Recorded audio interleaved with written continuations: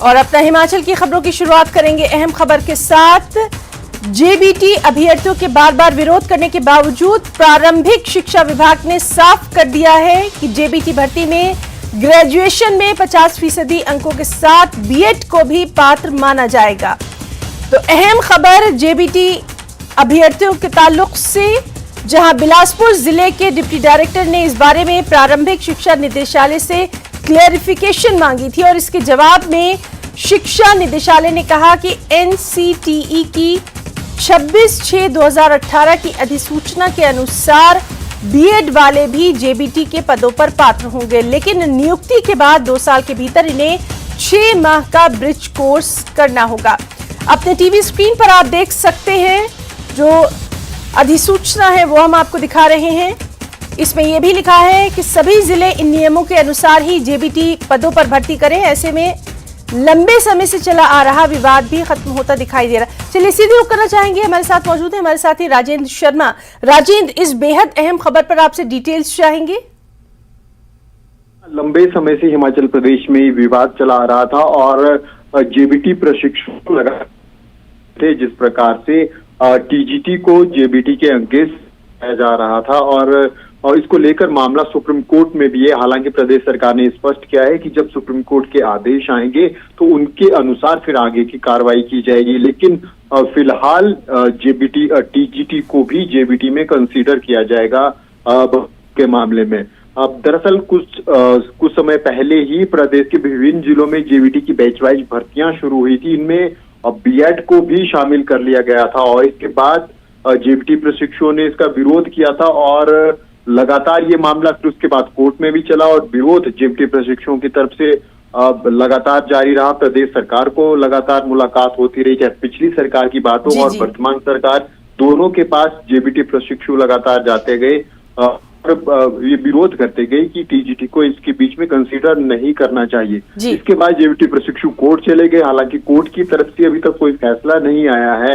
Court की तरफ से निर्णय रिजर्व है और प्रदेश सरकार की तरफ से जब लगातार डिस्ट्रिक्टों से डिप्टी डायरेक्टर की तरफ से ये क्लैरिफिकेशन मांगी गई प्रदेश सरकार की तरफ से, क्योंकि बैच वाइज भर्तियां इनकी लगातार जारी हैं, फिर अब जाकर प्रदेश सरकार ने, डायरेक्टर एलिमेंट्री एजुकेशन ने ये स्पष्ट कर दिया है कि जेबीटी में टीजीटी को भी कंसीडर किया जाएगा और हम कह सकते हैं कि लगातार जो दबाव बनाने की कोशिश जेबीटी प्रशिक्षुओं की तरफ से की जा रही थी, धरने प्रदर्शन किए जा रहे थे और कक्षाओं का बहिष्कार तक इन्होंने किया था और विधानसभा के बजट सत्र के दौरान भी ये मिलने शिमला पहुंचे थे, लेकिन उसके बाद भी ये पूरा विवाद लगभग 4 साल से चला हुआ है। लेकिन तमाम कोशिशों के बाद अब प्रदेश सरकार ने स्पष्ट कर दिया है कि टीजीटी की भी भर्ती जेबीटी के अगेंस्ट की जाएगी और कंसीडर इनको साथ में किया जाएगा, लेकिन इनको 2 साल के अंदर 6 महीने का जो ब्रिज कोर्स होता है, जो नियम बनाए गए हैं केंद्र की तरफ से, एनसीटीई की तरफ से, उसको प्रदेश सरकार पूरे की करेगी और 2 साल के अंदर 6 महीने का ये कोर्स कराएगी। बिल्कुल राजेंद्र, तो इस बेहद अहम खबर पर क्या कुछ रिएक्शन रहेगा उस पर भी नजर बनी रहेगी। बहरहाल ये अहम खबर न्यूज़ 18 जम्मू कश्मीर लद्दाख हिमाचल के तमाम दर्शकों को दे रहे हैं कि बेहद अहम ये है, शिक्षा निदेशालय ने ये अधिसूचना जो है ये जारी कर दी है। राजेंद्र शर्मा, बहुत बहुत शुक्रिया आपका तमाम तर जानकारी के लिए। एक और अहम खबर, शिमला के दौरे पर आई कांग्रेस महासचिव प्रियंका गांधी वाड्रा से सीएम सुक्खू ने उनके आवास पर मुलाकात की। इस दौरान सीएम सुक्खू ने कई अहम मुद्दों पर चर्चा की। मुलाकात के दौरान सीएम के साथ कैबिनेट मंत्री अनिरुद्ध सिंह भी मौजूद रहे।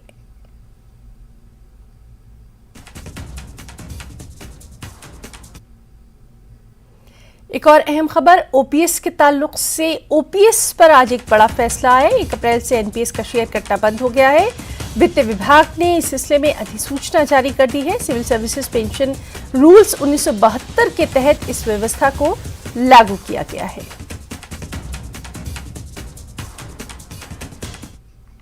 पीडब्ल्यूडी मंत्री विक्रमादित्य सिंह ने दिल्ली में केंद्रीय ग्रामीण विकास एवं पंचायती राज मंत्री श्री गिरिराज सिंह से मुलाकात की। इस मुलाकात के दौरान विक्रमादित्य सिंह ने केंद्रीय मंत्री को पीएमजीएसवाई के तहत 2,813 करोड़ रुपए की कुल 2,565 किलोमीटर लंबी लंबाई वाली 242 सड़कों की डीपीआर जमा करने की जानकारी दी और डीपीआर को जल्द स्वीकृत करने का आग्रह किया, जिस पर केंद्रीय मंत्री ने पीडब्ल्यूडी मंत्री को हर संभव सहयोग का आश्वासन दिया। दिल्ली दौरे के दौरान पीडब्ल्यूडी मंत्री विक्रमादित्य सिंह ने सड़क परिवहन और राजमार्ग मंत्रालय की सचिव अलका उपाध्याय से भी खास मुलाकात की। इस मुलाकात के दौरान विक्रमादित्य सिंह ने राजमार्ग मंत्रालय की सचिव से भारतमाला परियोजना के तहत राज्य की 9 सड़कों को शामिल करने का अनुरोध किया।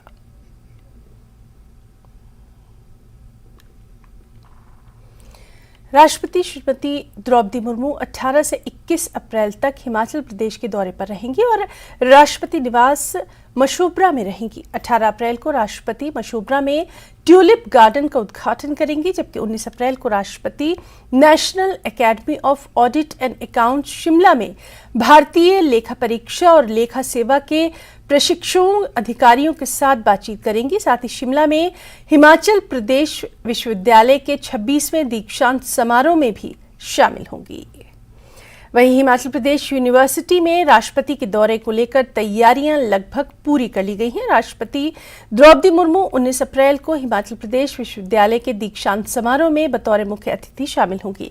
यहां कार्यक्रम की अध्यक्षता हिमाचल प्रदेश के राज्यपाल शिव प्रताप शुक्ल करेंगे, जबकि विश्वविद्यालय के 26वें दीक्षांत समारोह में मुख्यमंत्री सुखविंदर सिंह सुक्खू, नेता प्रतिपक्ष जयराम ठाकुर और शिक्षा मंत्री रोहित ठाकुर समेत कई बड़े नेता मौजूद रहेंगे।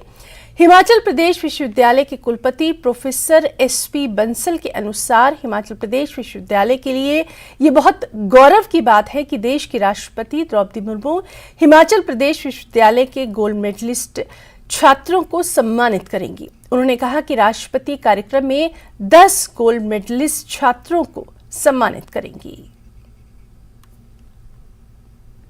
मुझे लगता है कि ये बड़े गर्व की बात है हिमाचल प्रदेश विश्वविद्यालय के लिए, which is the only oldest university of the state, के माननीय राष्ट्रपति जी जो हैं वो कन्वोकेशन के लिए यहाँ पर आ रहे हैं। दिस इज़ 26th कन्वोकेशन, जिसमें कि वो प्रिजाइड ओवर करेंगी और जो है दीक्षांत उद्बोधन मैडम राष्ट्रपति दे रही हैं। हमारे पास टोटल 210 विद्यार्थी होंगे, जिनमें पीएचडी के लिए 99 है और गोल्ड मेडल जो है वो 111 है। उन विद्यार्थियों का एक साथ in front of madam president वो ओथ लेंगे, खड़े होंगे, लेकिन मैडम राष्ट्रपति जो है अपने हाथ से केवल 10 बच्चों को जो है वो गोल्ड मेडल देंगे। और अब कोरोना के ताल्लुक से आपको खबर दे दें, हिमाचल में कोरोना के लगातार मामले बढ़ते जा रहे हैं और कोरोना के 376 नए मरीज मिले हैं। वहीं एक्टिव मामलों की तादाद 1900 के पार पहुंच गई है। एक दिन में 340 मरीज स्वस्थ भी हुए हैं।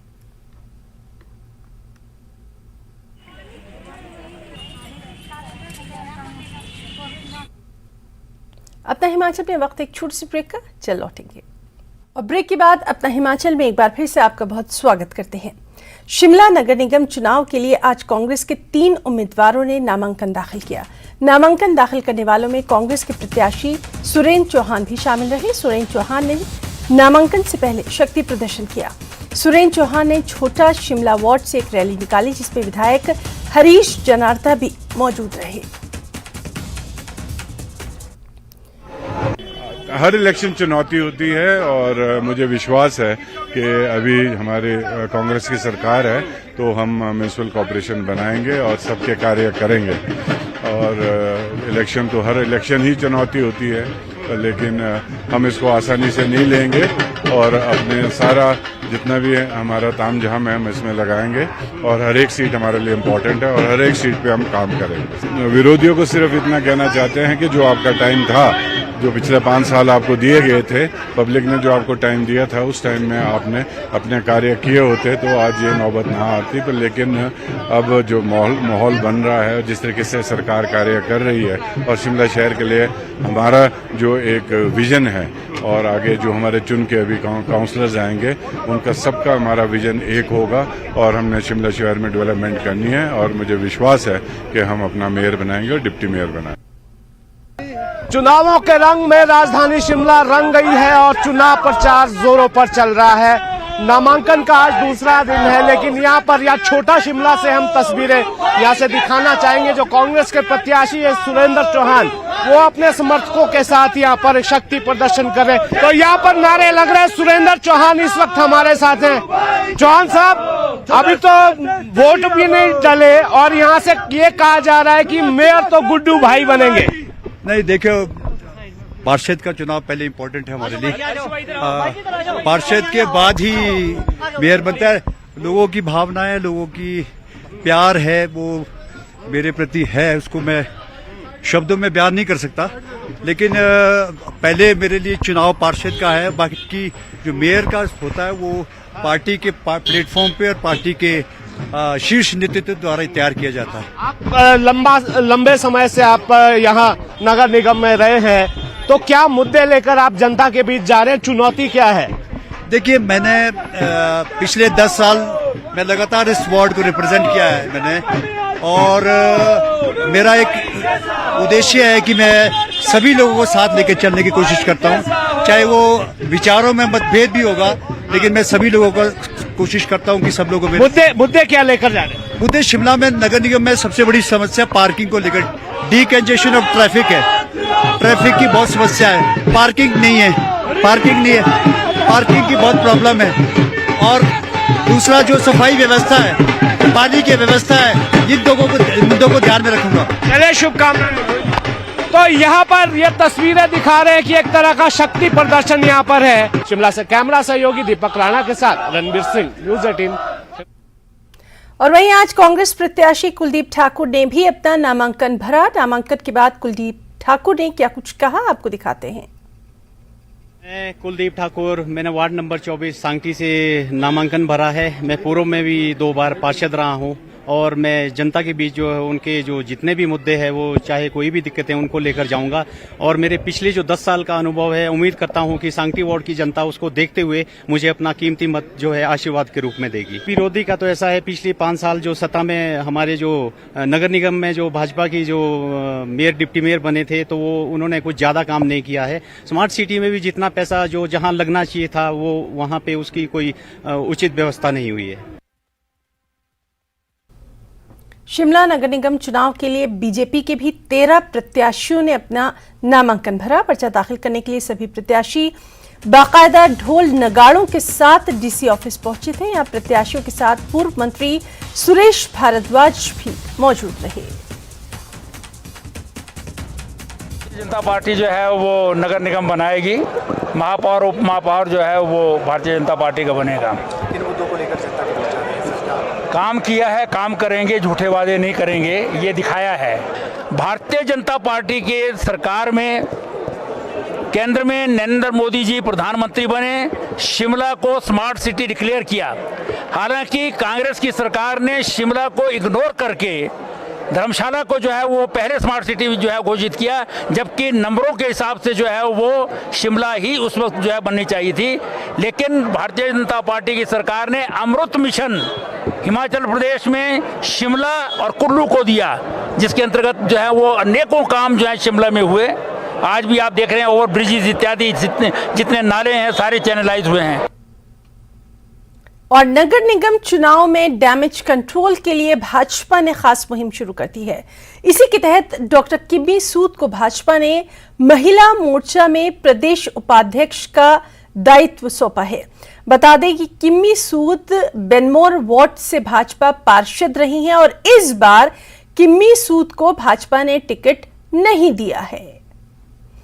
वहीं कांग्रेस नेता मीना चौहान मीनू ने भाजपा का दामन थाम लिया है। मीना चौहान ने भाजपा मुख्यालय दीप कमल में पार्टी की सदस्यता ग्रहण की। इस अवसर पर भाजपा प्रदेश अध्यक्ष सुरेश कश्यप और प्रदेश महामंत्री त्रिलोक जामवाल खास तौर पर मौजूद रहे।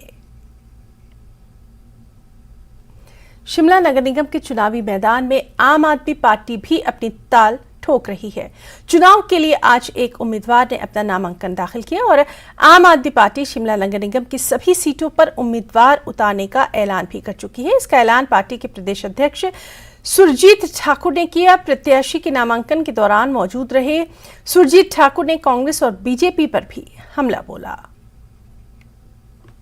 34 के 34 वार्डों से हम लोग अपने प्रत्याशी उतारेंगे। जिस तरीके से आम आदमी पार्टी को देश में बढ़ने से रोका जा रहा है, जिस तरीके से हिंदुस्तान के अंदर लोकतंत्र की हत्या की जा रही है, वो किसी से छुपा नहीं है। मोदी सरकार आज तानाशाही रवैया अपना चुकी है, इसके बावजूद भी लोग अब खुलकर आने लग गए हैं, जिसका आपको एक प्रत्यक्ष प्रमाण ये एमसी के चुनाव में मिलेगा। शिमला के अंदर पार्टी पूरे दमखम के साथ लड़ेगी और जीत दर्ज करेगी। सुक्खू सरकार ने धर्मशाला को 15 इलेक्ट्रिक बसों की एक बड़ी सौगात दी है।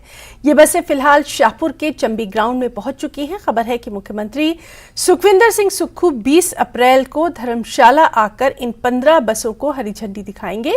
पहले चरण में स्मार्ट सिटी प्रोजेक्ट के तहत धर्मशाला को ये बड़ी सौगात मिली है। बसों को धर्मशाला से संचालित होने वाले स्थानीय रूट्स पे चलाया जाएगा।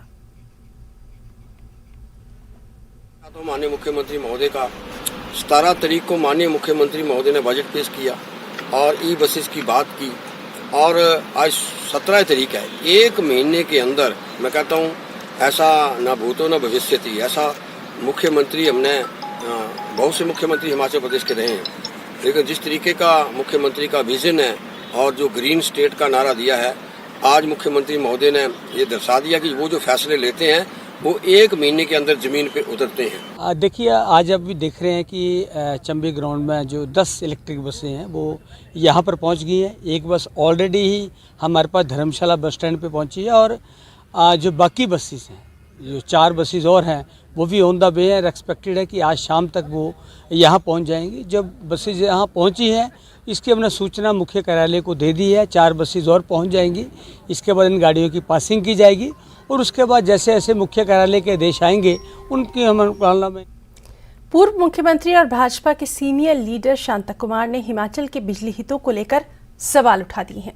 अपने सोशल मीडिया हैंडल पर उन्होंने 110 मेगावाट की शानन बिजली परियोजना की रिपोर्ट का जिक्र किया और कहा कि ये परियोजना हर लिहाज से हिमाचल की ही है। इसके लिए उन्होंने 1966 में पंजाब पुनर्गठन कानून का हवाला दिया और कहा कि जोगेंद्र नगर में बना शानन पावर प्रोजेक्ट हिमाचल के तहत आता है और उसे 1966 में ही इस प्रदेश का हो जाना चाहिए था। वो जब मुख्यमंत्री थे तब उन्होंने केंद्र के सामने भी ये अहम मुद्दा उठाया था।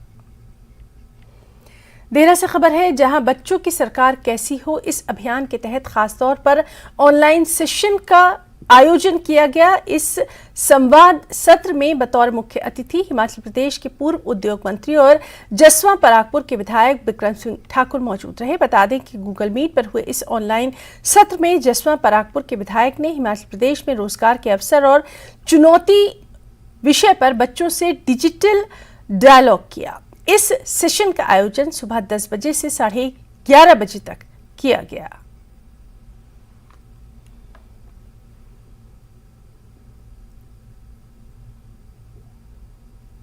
सोलन में पहली बार कैंसर मार्कर, थायराइड फंक्शन, पीलिया, डेंगू जैसे 90 टेस्टों की सुविधा मिलेगी। इससे पहले प्राइवेट लैब्स में मरीजों को इन्हीं टेस्टों पर हजारों रुपए खर्च करने पड़ते थे। वहीं 20 लाख की लागत से नई हार्मोनल टेस्टिंग मशीन भी स्थापित की गई है, जिसकी इन दिनों स्टाफ को बाकायदा ट्रेनिंग दी जा रही है। बता दें कि सोलन अस्पताल में पहली बार ये लेटेस्ट मशीन लगाई गई है, जिसमें महत्वपूर्ण टेस्ट होंगे।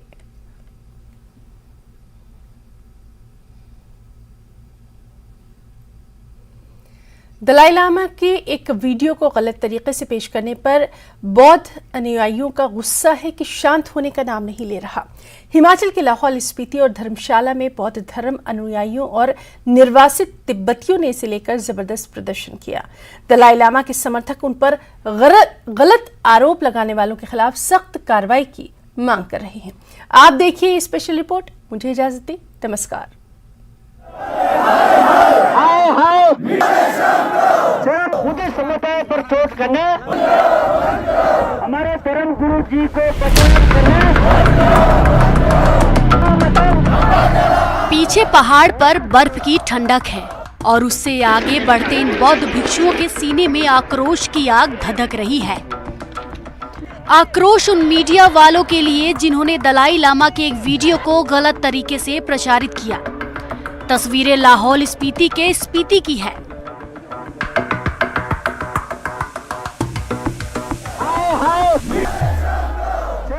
जहां अपने देवतुल्य दलाई लामा के अपमान से आक्रोशित बौद्ध धर्मावलंबियों ने काजा हेलीपैड से काजा गोपा तक विरोध रैली निकाली।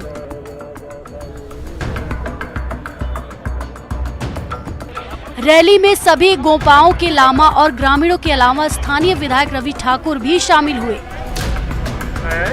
और हम उच्च न्यायालय में जाएंगे निश्चित रूप से।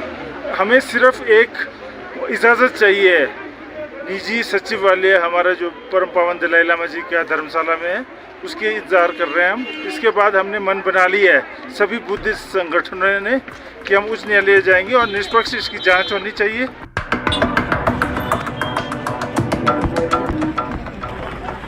बौद्ध धर्म के सर्वमान्य गुरु दलाई लामा निर्वासित तिब्बतियों के लिए भगवान का जीवित रूप हैं, जिनके अपमान के विरोध में मैगलोडगंज से धर्मशाला तक निर्वासित तिब्बतियों ने 7 किलोमीटर आक्रोश रैली निकाली।